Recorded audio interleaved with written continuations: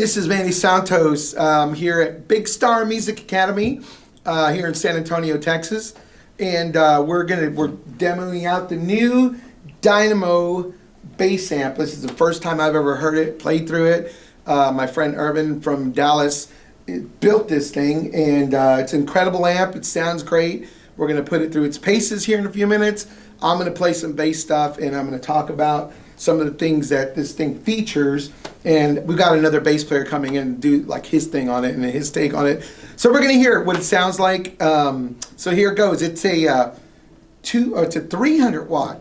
Yep, it's a 300 watt KT50 tubes inside of it, and it's got a Fender tone stack in it. Like the bass, the middle, and the treble are here. It's got a presence and a depth control.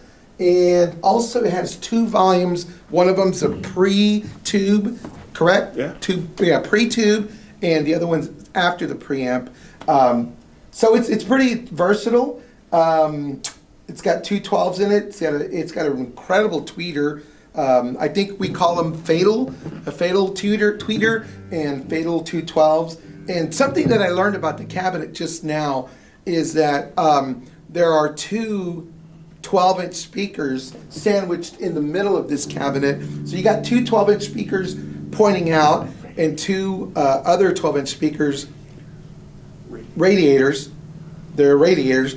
So there's no magnets on there. But what those things do is they take the sound pressure from the two 12s and they come out through the middle, and it kind of just projects the low end and gives you like the illusion of more volume, which it does have a lot of volume.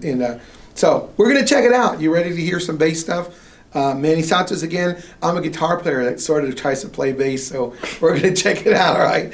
All right, so here we go. Let's listen to this thing, okay? And I'm going to adjust the tones and, you know, see what we can do with it, make it sound different, okay? So let's hear it.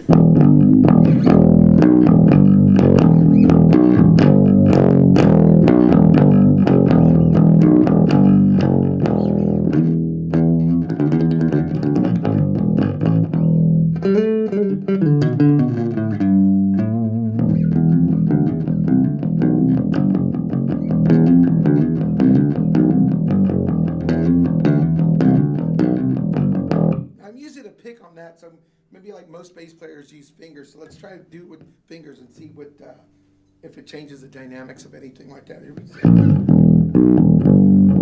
Definitely a different tone.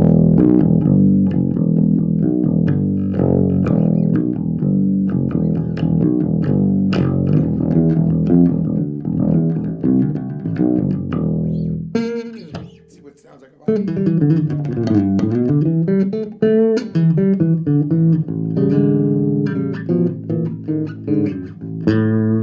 Let's mess with the tones here and see what it sounds like.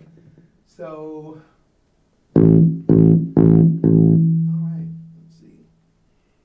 Let's give it a little bit more low end and see what happens. Yeah.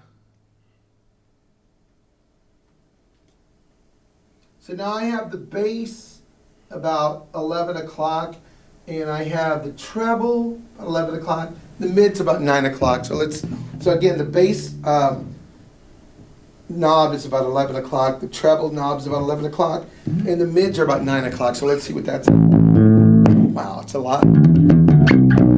Very punchy. Let's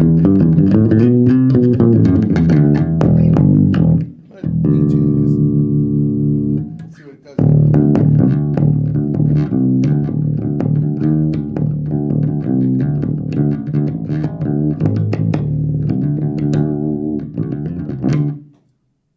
Let's bring the bass back down and turn up the mid. So the bass is now about 9 o'clock and the treble is about 9 o'clock.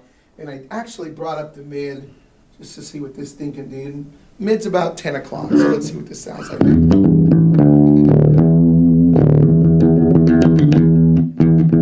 It's got a little break up right here.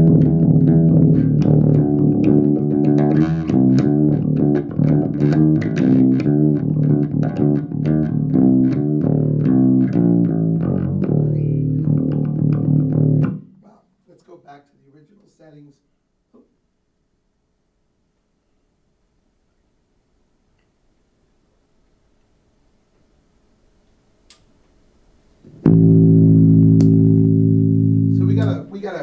a high pass filter, correct? Yeah. Yeah, on here, and a high cut. Yeah.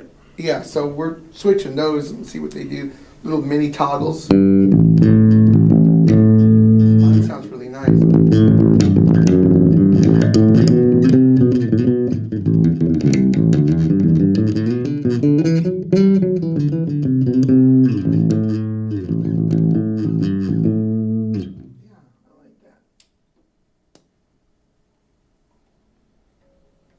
All right, so it also has, okay, it's got a gain volume, a gain knob, and a volume knob, but I was told that the gain knob doesn't give it gain, right? It's just a separate volume. So I have them both off right now. If I turn one up, get a little bit of sound, but there you go. Now I have the gain and the volume at about 9 o'clock. I'm bringing the volume up just a little bit, or the gain, sorry. So you hear the difference. The gain's about 9 o'clock, and the volume's almost about 7 o'clock.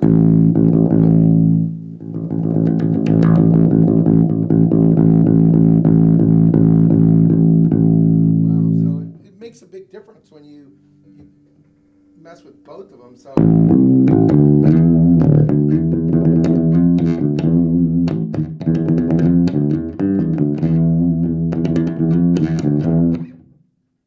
Pretty spanky, huh?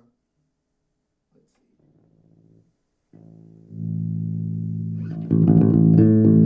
So what I gathered right now, just from hearing it, is that if I have the gain volume higher and the volume, if I bring it up, it just sounds a little bit more punchy. Now I have it set backwards. I have the gain set higher and the volume lower, and it gets its fuller sounding.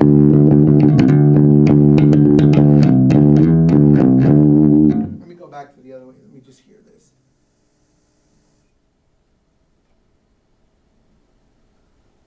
Yeah. To me, it sounds cleaner. It sounds cleaner when you have the gain higher and the volume lower. I don't know, Kaiser, what do you think? I'm going to go back the other way just to hear this. Sounds fresh. Yeah. I'll tell you that much. Yeah. Yeah, I like the other setting better. The gain a little bit higher. See that.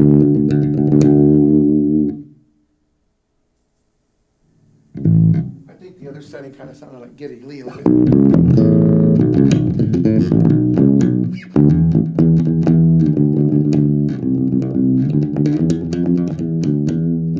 Very spanky sounding. I like this. I don't know how to slap, but I bet if somebody got on here and did some slap bass on it, it would sound really, really nice with that tweeter in there, that Fatal tweeter. Correct? Am I right? Yep. So it's got a Fender tone stack in the middle, and it's every one of those potentiometers on the bass, middle, and treble actually work. Like, you know, I've seen some. I played through some amps where you got to really move the potentiometer to make it do anything. As you notice, I'm just barely moving. The bass pot is turned down, and you just move it barely, and it's already altering the tone. Listen to that. I'm going to bring the mids down. Same thing. What about the highs? Or do I have the high pass filter? Yeah, very, very active sounding knobs there. Hey, it's me again. So we did the first few minutes of the demo, and I was actually using a lot of the preamp of this bass guitar. It's got 2 preamp volumes here, and I didn't even think about it that, you know, to demo the amp, we should probably put these flat and then use the EQ system, the tone stack that this thing has built in it, because it's a big difference. So I'm just going to play a little bit and talk about this, and then Kaiser's going to come up and do some bass stuff and give his thoughts here. So again, right now, the bass, the mid, and the highs are set about 9 o'clock, and the depth and the treble are also, or the depth and the presence are also set at 9 o'clock. And now the preamps are flat, so they're dead. So it's a big difference, you know. Before, yeah, there's that preamp part was really pushing a lot. So let's yeah, there. Because I kind of heard a little crunch before, right, with that preamp going on. So now it's all bass. All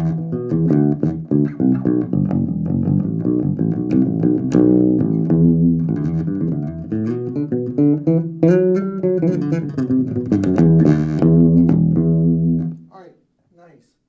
Let's do this. Now I'm bringing all the tones up till about 11 o'clock. So bass is at about 11 o'clock, mids are about 11 o'clock, and the trebles are about 11 o'clock. And presence and depth are still at 9, so.